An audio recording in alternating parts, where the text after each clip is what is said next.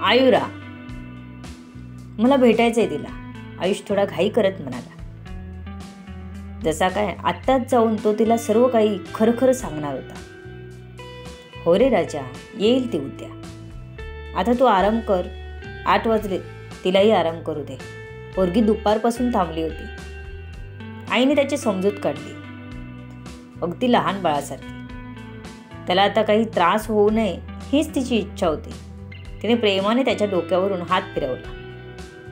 तोही मग जास्त काही बोलला नाही. त्यानेही डोळे मिटून घेतले. तिचा चेहरा डोळ्यासमोर फिरत होता. तिला बघायला गेलेला चेहरा. कसं सांगता येईल हा विचार अजूनही डोक्यातून गेला नव्हता. त्याला तीच काळजी लागली होती. समजून घेईल ना ती, की नकार देईल लग्नाला इथून पुढे.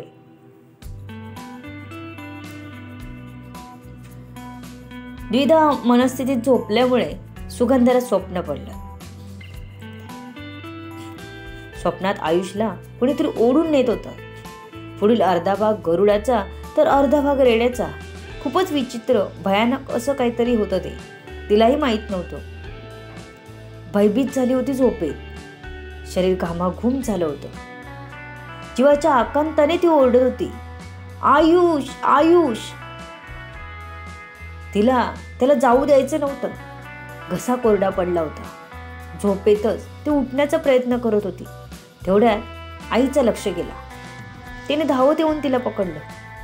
सुगंधा, सुगंधा अशा जोरात हाका मारून जागा केलं. पाणी पाणी एवढंच बोलली ती. आईने तिला बेडवर सरळ झोपून धावतच जाऊन पाणी आणून तिच्या तोंडाला लावलं.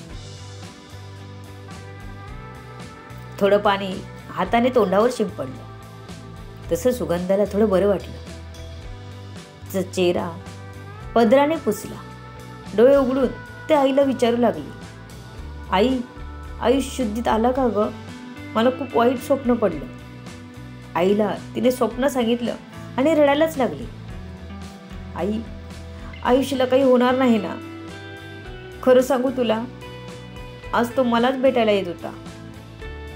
त्यामुळे मला जास्त वाईट वाटतंय. त्याला चांगलं झालेलं बघायचंय.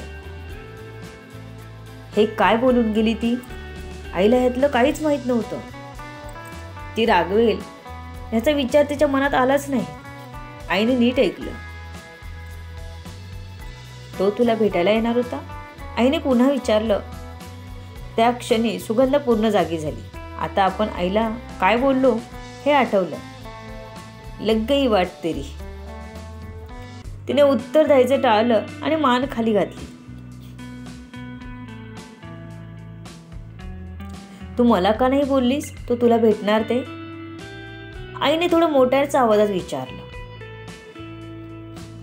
अगं, मी दादाला सांगितलं होतं.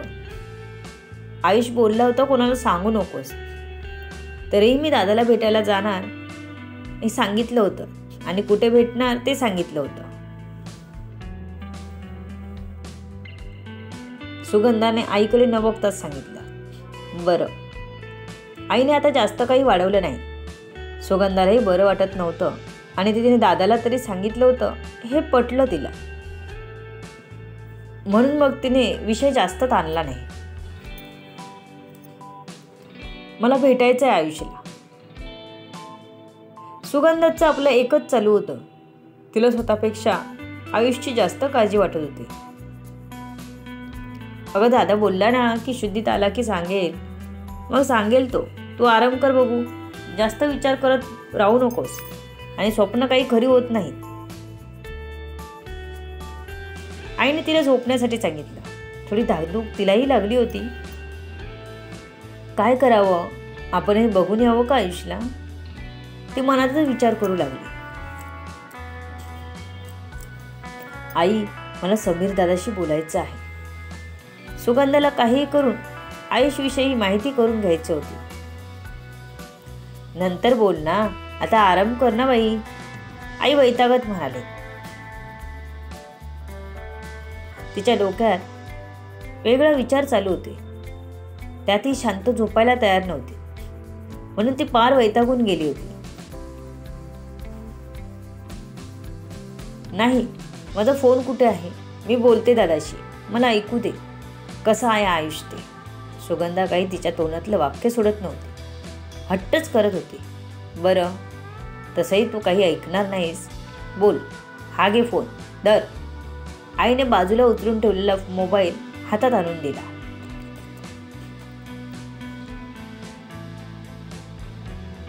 इतर कुठलाही विचार मनात न करता तिने दादाला पटकन फोन लावला. हॅलो दादा, आयुष कसा आहे?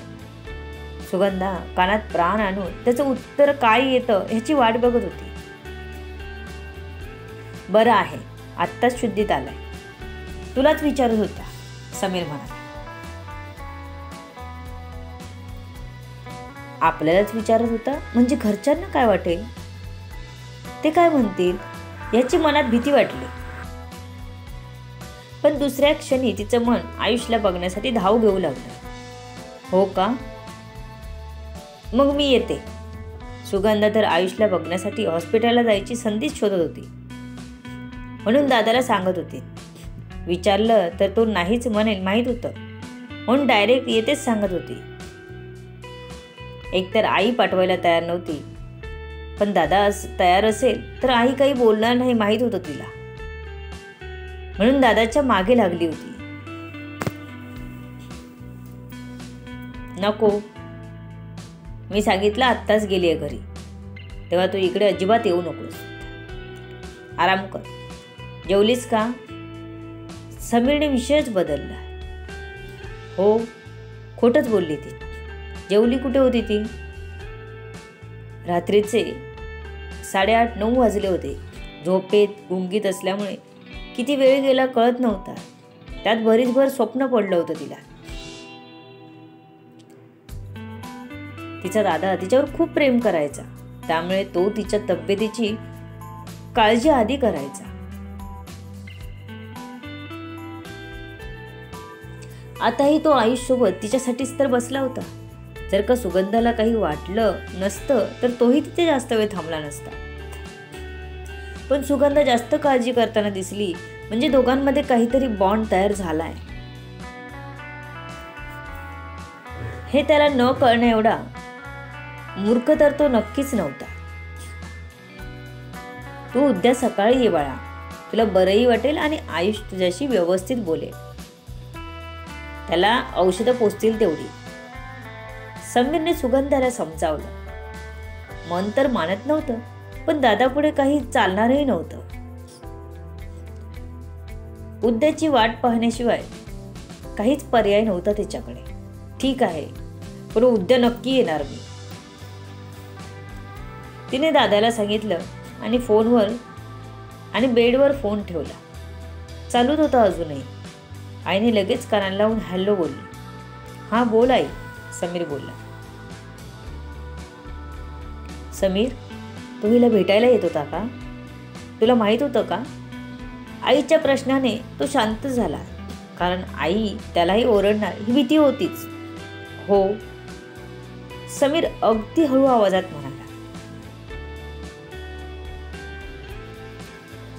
मग तुम्हा दोघांना मला सांगावंसं वाटलं नाही का रे? आईचा आवाज कापरा झाला होता. ती सुगंधापासून लांब जाऊन बोलत होती. आई प्लीज, तू आता वाईट वाटून घेऊ नकोस. आयुषला काहीतरी तिच्याशी बोलायचं होतं.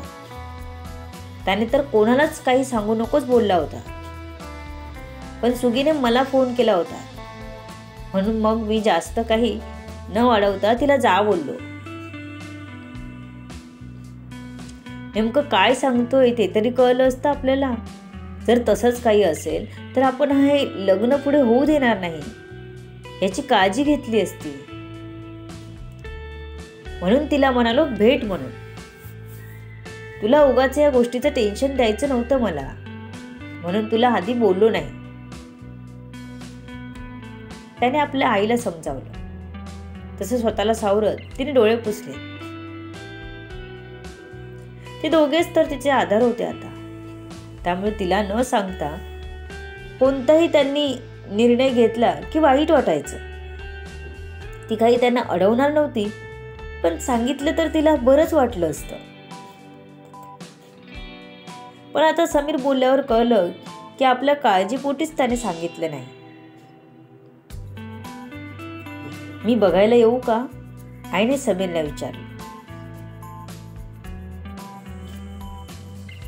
हो, उद्या सुगंधा सोबतच ये बघायला. समीरने आईला सांगितलं तशी आई तयार झाली.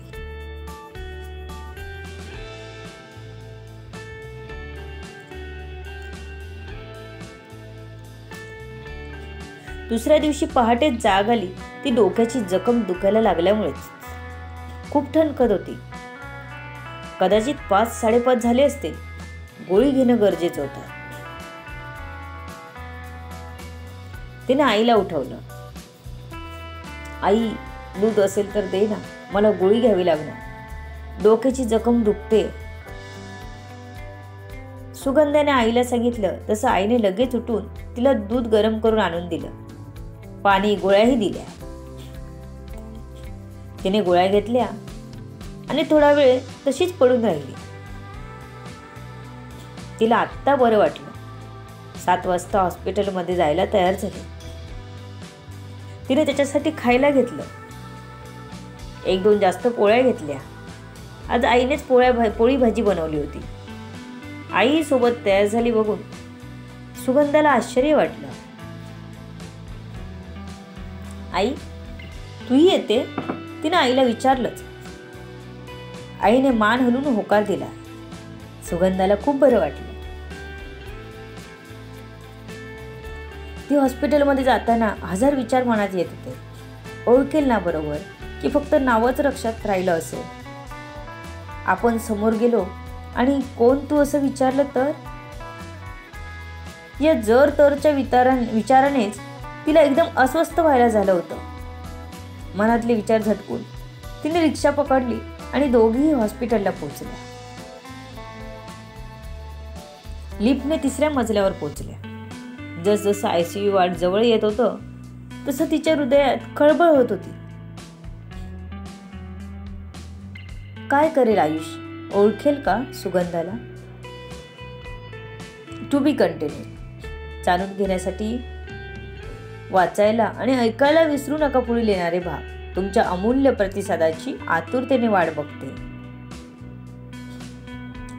ही माझी नवीन कथा आहे. तुम्हाला नक्कीच आवडेल. तुम्ही मला कमेंट करून सांगत राहिलात तर लिहायला अजून हुरूप येईल. तेव्हा कमेंट करून सांगत राहा कथा कशी वाटते ते. लेखिका शब्दवेदी उर्फ संतोषी गजानन राणे, पाताळे. धन्यवाद.